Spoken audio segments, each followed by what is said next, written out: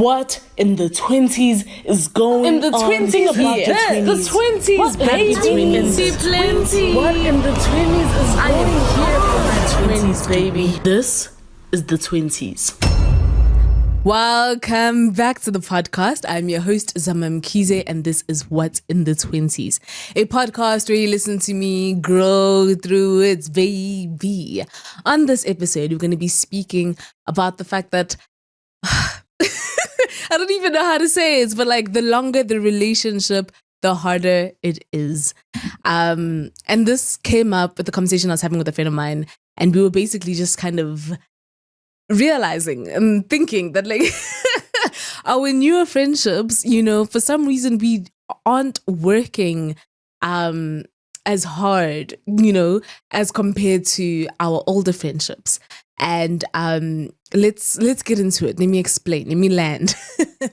I think that when you make new relationships with people, right, they already come with the potential fulfilled.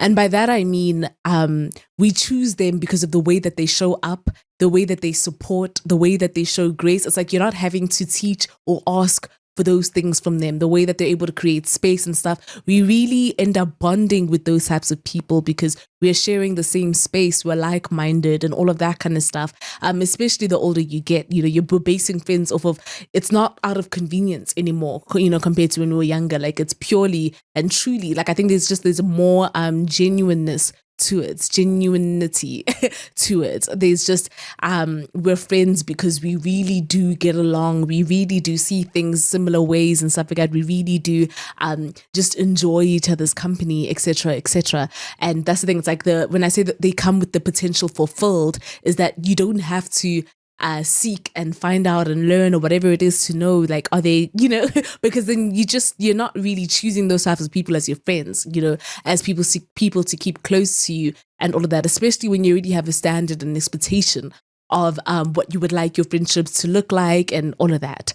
I think that our older relationships, the issue there is that we've given it a lot more time for conflict to occur, which means there's a lot more instances, a lot more scenarios and situations and all of that kind of stuff where conflict can arise, right? As compared to our newer relationships, because they haven't been around that long, to know the parts of you that aren't as attractive, the parts of you that aren't so likable and favorable and all of that kind of stuff. They've been around long enough to kind of just like gauge that, like, whoa, there's like friction and tension and all of that kind of stuff here.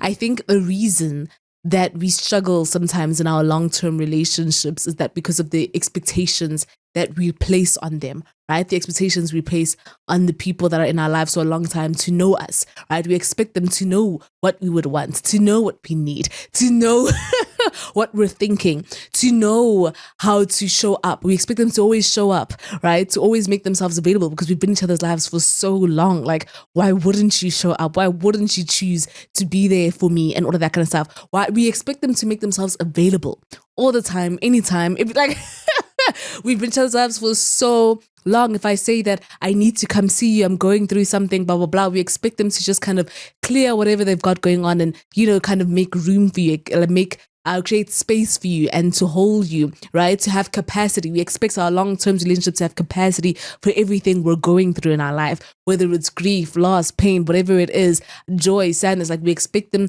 to be able to hold that for you because this is a long-term relationship. We don't really expect that kind of capacity from our newer relationships because, you know, we're still sussing them out, we're still getting to know each other and all of that kind of stuff. And so we don't really kind of give them the load of everything going on in our lives. We don't really express everything in depth. We also still have a filter, right? Think about the new people we put in our lives. We're still trying to impress them. We're still trying to just make a good impression, right, on these people that are coming to our lives and stuff like that. But our long-term, old-term friends and stuff, when I say we don't have a filter and stuff, we'll say things as it is. And even if it comes off wrong or politically incorrect and stuff like that, we expect them to kind of forgive because they know you, you know, because They know who you are at your core and stuff. You expect them to not take it too seriously, to not hold you accountable to that and all of that kind of stuff. Because like I said, we expect them to know you. We expect them to understand you, to understand where you're coming from, even when you sound a little bit rude or mean or off or out of character and all of that. We expect them to just give grace. Always, always, always. You know, the expectations that we have for the people that we have long-term relationships is that they will never hurt us, right? Because it's like we go back way back. You know what I'm saying? We have a history. We have, shared things, secrets, and all of that kind of stuff. So we expect them to not betray you, to not let you down, to be reliable. We expect them, when I say that, they mustn't hurt you, because you know that they know exactly what it takes to hurt you. The fact that they've known you for this long and stuff like that. We know that they know exactly, your vulnerabilities, your weak spots, your soft spots, and all of that kind of stuff. And so, we have them in our lives and we're trusting them, to not go there because of what they do know and all of that kind of stuff. And I think that it can be really difficult because another layer, right, to add to it is that we're always growing, we're ever changing, we're ever evolving, right? And so now you're in this long-term relationship with someone, friendship, all of the rest and stuff like that, but you're not the person you were when you met them anymore. You're not the person, say you met them back in primary school, you're now starting your second job or you're getting married or whatever it is. You're in a completely different space and phase and all of that kind of stuff. Your thoughts are different. Your opinions are different. What you once was okay with is different and stuff like that. It's just so many things have shifted and changed and stuff like that. And, we're really privileged and lucky to be able to have these relationships that kind of grow with us, that kind of are there whilst we're changing, whilst we're evolving, whilst we're also figuring ourselves out, right? Because I think for a lot of our lives, we are still trying to figure out what it is that we want out of it, what it is we want to do, what it is that we are trying to kind of make out of our lives and stuff like that. And our friends, they're with you for all of that. They're watching all of those transitions happen, from you going left to right to up to down to whatever it is.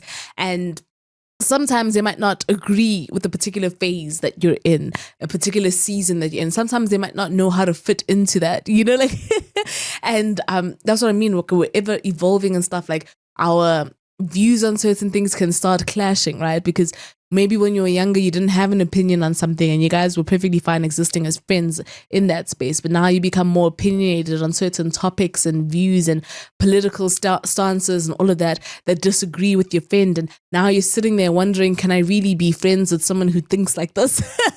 Can I really be friends with someone who moves through life like this, who says things like this? Your values also change. Things that were once important to you stops becoming important to you. Things that were once irrelevant to you becomes a huge significance in your life, and in saying that, you need people who are able to kind of adapt to those kind of significances, right? Significant moments and stuff like that in your life, who are able to kind of recognize you for those different things that are happening. I think another reason why it's really difficult in our long-term relationships is that now we have other relationships to maintain. So it's like we now have our newer friendships that have now come into the scene. And it's like your ability to make everybody feel like they have your time, your attention, your space, that special feeling, it's now being split, right? Your who you are, your light, your friendship, your support, your money, your all of that, your time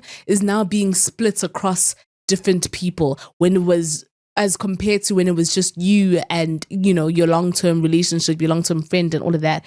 The older you get, the more people you meet, the different spaces you take up, we just have a lot more responsibilities, a lot more interests and stuff like that are taking, some of your time and resources that you used to just only dedicate to that long-term relationship. And it just becomes a lot more difficult because maybe your friend or whatever doesn't feel as I said, special, doesn't feel as seen, doesn't feel as celebrated and supported and all of those things, because now you're focused on many other things. You're focused on your child, on your family, on your work, things that are important to you. You could literally be moving to a different country, continent, to go pursue your dreams, your passions, your studies, your whatever it is, to go be with another relationship that's elsewhere and whatever. Like, so many reasons that happen in our long-term relationships. Like, we meet them, we've built such an amazing foundation and stuff, but all these changes in life happens, and it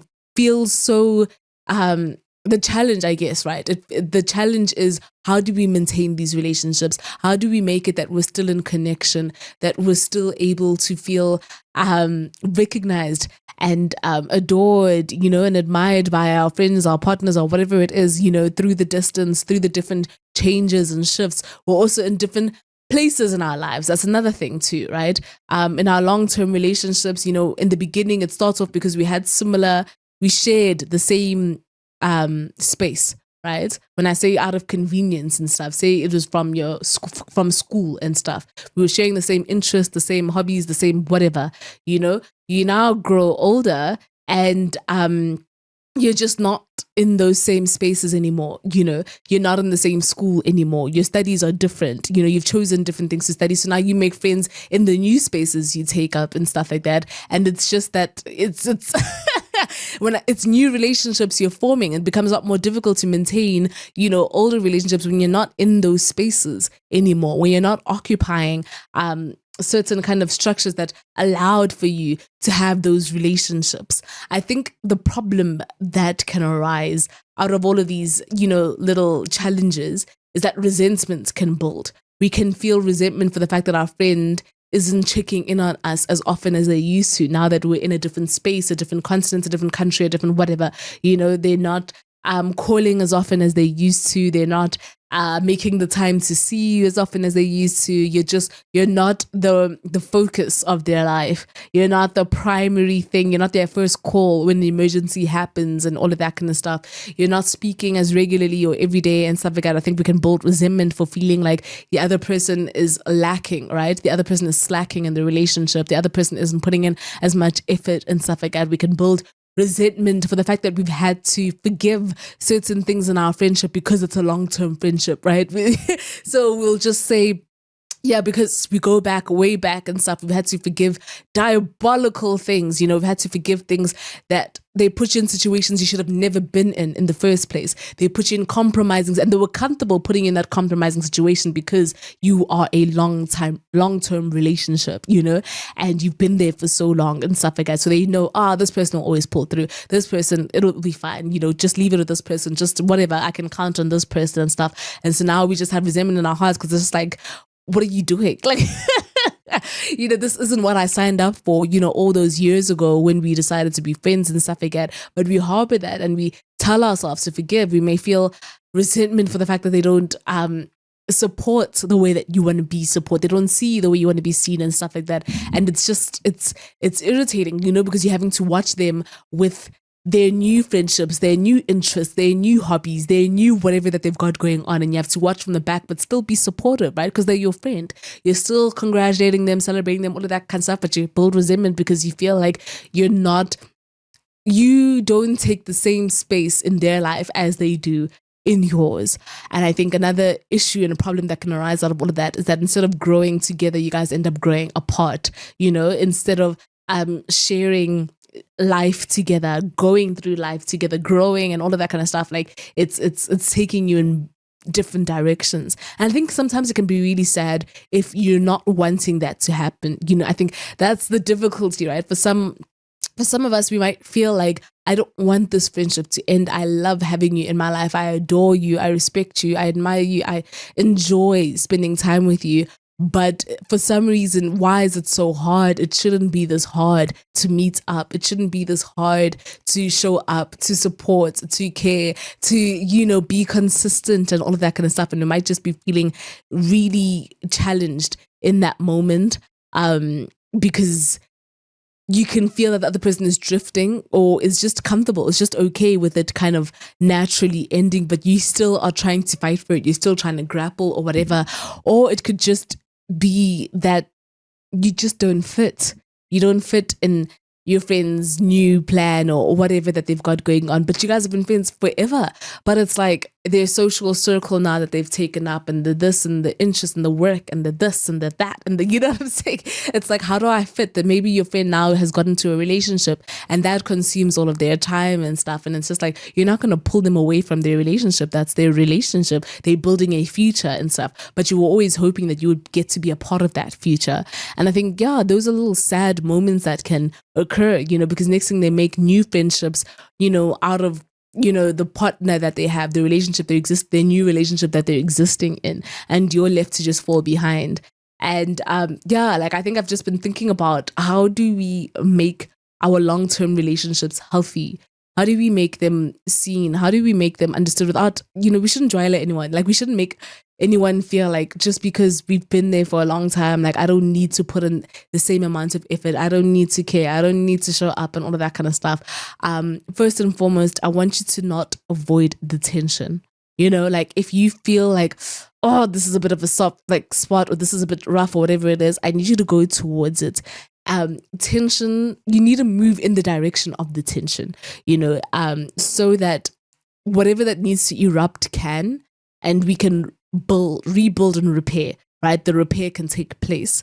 But when you are not moving towards the direction of the tension and you're avoiding it, again, what you're doing is you're building resentment. What you're doing is you're ignoring what is the elephant in the room, what is clearly so visible and what's really going on in here, but you're just choosing to just kind of look the other way and stuff like that. And now you're talking about them to everybody. You're just bitter and frustrated and all of that kind of stuff. Move towards that tension and communicate. Communicate when you don't feel seen, supported, all of that kind of stuff. Express. This is your friend by the end of the day. Express. I really hurt me when this happened, or I didn't like when this happened, or whatever it is, or I wish we could speak more. I wish I could see more. I wish we could do this. I would, just talk, communicate your needs. A lot of what's going on is that we're not expressing, what it is that we need. Because we're going through different seasons, right? And all the rest. And by not saying what it is that is really going on, I think it can cause a lot of issues. It can cause a lot of issues that the other person isn't even aware of, that you're feeling. And again, this is your long-term relationship. Your friend doesn't even know that what they did hurt you. They don't even know that asking for this was a boundary crossed for you, that you're not in the business of saying yes to certain things like that anymore and stuff like that. So go into that lean into that uncomfortable conversation, lean into that tension, so that the truth can come out. And you'll often find that the repair makes the relationship even deeper. The repair after conflict makes you guys even closer and stronger and more honest with each other. To be honest with yourself, honest with them. It makes you guys able to see each other, understand each other, respect each other even more. Respect the season that you're in. And by that, it means that if right now you're just not in a season where you can be communicating as often and reaching out, maybe work is actually so crazy, there's a lot going on, you don't have time to have those long phone calls and this and that. I think respect that that's just the season you're in right now, instead of trying to burn yourself out to maintain both. Instead, communicate that this is where you're at right now. You're just unable to have the capacity right now. This is where you're at. This is the season. And sometimes it really is that. Sometimes you just can't bring all your friends to every season of your life. In this time, you might just need something different that somebody else can offer and all the rest. And another time it could be something, you know what I'm saying? It's just as long as we're constantly, just as I keep saying, respecting our friends, I think there is no harm in understanding that you are allowed to have room for distance. We are allowed to have room to not be in contact as much all the time and stuff when you've got other things that are occupying you. So you're just one person. You're just one human being. And you will find that your friends are able to be understanding, but also not to the point where you take advantage of that. Do not take advantage of their understanding and their grace and their niceness, just in a sense of accepting that this is all you can be right now. This is all you can offer right now for this season. Maybe this type of friend just isn't conducive for the place that you're in right now. And it's okay. It doesn't mean that you hate them or whatever it is. It's just that you just need is something different. I think we need to learn to forgive. We need to be able to forgive our friends for the different decisions that they make. They're also figuring life in real time with you and stuff. And I think that it becomes difficult to forgive our long-term friends because we just kind of feel like, but you should know me, but you should understand, but like, why would you do that and stuff? And we should forgive, like I said, for the mistakes that they make, and choose to, at least work a way of moving on and trying to let it go, trying to make peace with the fact that it happened. Like, this is someone who loves you, he cares about you, has your best interest at heart, and has made a mistake. Forgive rather than harbor resentment. I think that if you keep making the time and the effort, you'll find that you really can make the relationship work. It doesn't necessarily mean that you have to make the same amount of effort in every season, because that's the thing. It's like sometimes you're just caught up with something that you're unavailable to do that. But I think a relationship is only over when both people have relinquished just the desire to put in effort, the desire to repair, the desire to communicate, to rebuild, and all of that kind of stuff. Like, I think that when you guys still have that thing of like, no, let's make this work and stuff, you really can, and you will.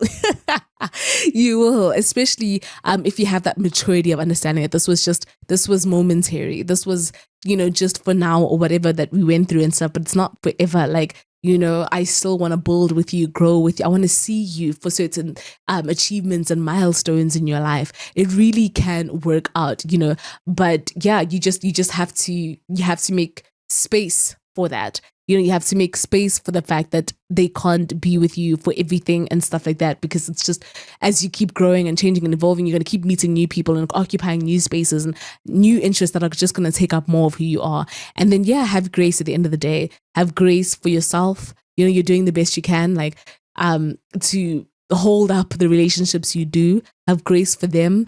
Have grace for the things that are stressing them and all of that kind of stuff. Like, there are other ways to show up. There are other ways to be a friend, even if it means from a distance. I promise you, your presence is always felt if you're trying. Your presence will. I'm even thinking, like, for example, if I have something and my friend is unable to make it, they will still find a way to make sure that I know that they're thinking of me, that I know that they're supporting me, that they're championing me and all of that. And I think that's what I mean. Like, there are other ways to be a friend. There are other ways to show up, but you have to just take care of yourself and have grace. Do not burn yourself out trying to maintain every relationship in your life. But that's what I want to speak about today. As always, I'm sending my love. Goodbye. What in the 20s is going on? In the 20s here? The 20s, baby. What in the 20s is going here for my 20s, baby? This is the 20s.